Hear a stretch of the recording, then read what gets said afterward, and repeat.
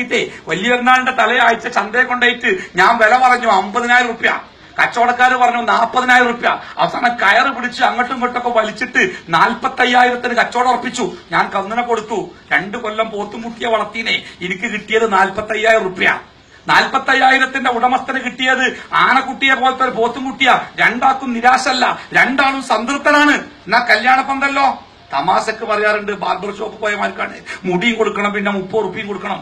10-20 കൊല്ലം ഒരു പെണ്ണിനെ പോറ്റി വളർത്തിയിട്ട് ഒരാണിന്റെ കൂടെ കൊണ്ടുപോയിക്കോ പറഞ്ഞ് കൊടുക്കുമ്പോ പിന്നെ പൈസയും കൂടി കൊടുക്കണമെന്ന്. നിങ്ങളൊന്ന് ആലോചിച്ച് നോക്കി. നമ്മളെ വീട്ടിൽ നിന്ന് ഒരാൾക്കൊരു സാധനം അതൊന്ന് കൊണ്ടുപോകുക പറയാം. ഓൻ പറയണേ അത് കൊണ്ടുപോകണമെങ്കിൽ എനിക്ക് ഇത്ര ഉറുപ്പിയും കൂടി വേണം എന്ന് പറയണമെങ്കിലേ ആ കൊണ്ടുപോണ സാധനം അത്ര വേസ്റ്റ് ആവണം. നമ്മുടെ ചാണകക്കുടിയിലെ ചാണകം ഒരുത്തം കോരി കൊണ്ടുപോകുമ്പോഴേ ഒരു തപ്പിന് 50 റുപ്യ ഇങ്ങോട്ട് തരും. ഒരു ഫൈബറിന്റെ കസേരന്റെ 4 കാല് പൊട്ടിയത് ഞാനൊരു പഴയത് എടുക്കാമെന്ന് നാക്ക് കൊടുത്തപ്പോ അയാൾ ചിരിച്ചുകൊണ്ട് എനിക്ക് 20 റുപ്യ ഇങ്ങോട്ട് തന്നു. അല്ലേ? അങ്ങനെയല്ലേ? എന്റെ വീട്ടിലേക്ക് കയറി വന്നപ്പോ ഭയങ്കര ദുർഗന്ധം, കയറാൻ വയ്യ. ഞാൻ അടുത്ത ഹരിജൻ കോളനി പോയിട്ട് പറഞ്ഞടാ ഒന്ന് വന്നു നോക്കി. അപ്പൊ ഒരു ചക്കരനുള്ളിൽ പോയിട്ടുണ്ട്, വലിയൊരു എലി ചത്തിട്ട് 2 ദിവസമായി. അതിന്റെ വാലും പിടിച്ച് ഇങ്ങനെ വരുന്നുണ്ട്. ഇങ്ങനെ പറഞ്ഞു, മോലാളി 100 റുപ്യ വേണം പറഞ്ഞു. ഞാൻ 100 റുപ്യ കൊടുത്തു, കൊണ്ടോട്ടെ. പിറ്റേ ആഴ്ച എന്റെ വീട്ടിലെ പശു ചത്തു തറവാട്ടില്. എന്റെ ഉമ്മ വിളിച്ചിട്ട് പറഞ്ഞടാ ഒന്ന് കൊണ്ടുപോയി ഒഴിവാക്കാൻ പറയാം, പശു ചത്തിട്ട് എന്തോ പറ്റിയതാവോ. ഞാൻ ഇതേ കോളനി പോയിട്ട് പറഞ്ഞടാ ഒന്ന് കൊണ്ടുപോയി ഒഴിവാക്കിക്കൊണ്ടാ.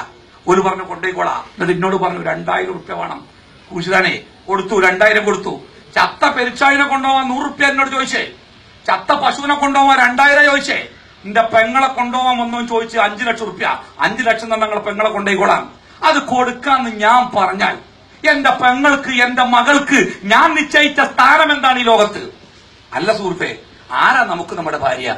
നമ്മളൊക്കെ വില പറഞ്ഞ് പേശി മദ്യം പറഞ്ഞ് തർക്കിച്ച് എമ്പാടും വാങ്ങിയ വിവരമില്ലാത്തത് കൊണ്ടോ വിവേകമില്ലാത്തത് കൊണ്ടോ പറഞ്ഞു തരാൻ ആളില്ലാത്തത് കൊണ്ടോ എമ്പാടും വാങ്ങിയ സഹോദരന്മാരുണ്ടാവാ. ഒന്ന് ആലോചിച്ച് നോക്കി, ആരാ നമുക്ക് നമ്മുടെ ഭാര്യ? എനിക്കൊരു അപകടം പറ്റി, 2 കൈയിലും പ്ലാസ്റ്റർ ഇട്ടു, അനങ്ങാൻ വയ്യ.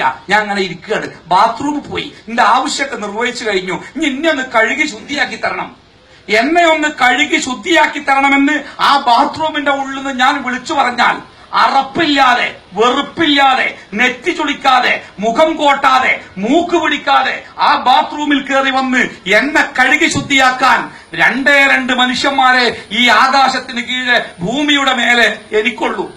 ഒന്നിന്റെ അമ്മ വയസ്സയിക്കണ്, നടക്കാൻ വയ്യ. എന്നാലും ഞാൻ വിളിച്ചാൽ എന്റെ അമ്മ വരും, ഒരറപ്പും വെറുപ്പും ഇല്ലാതെ ഉമ്മ എന്നെ കഴുകി ശുദ്ധിയാക്കും. സത്യം. രണ്ടാമത്തെ താരങ്ങള് ഞാൻ കെട്ടിയ ഭാര്യ. 10 മിനിറ്റ് വീട്ടിലെത്താൻ വൈകിയാൽ വഴിക്കണ്ണുമായി കാത്തിരിക്കും.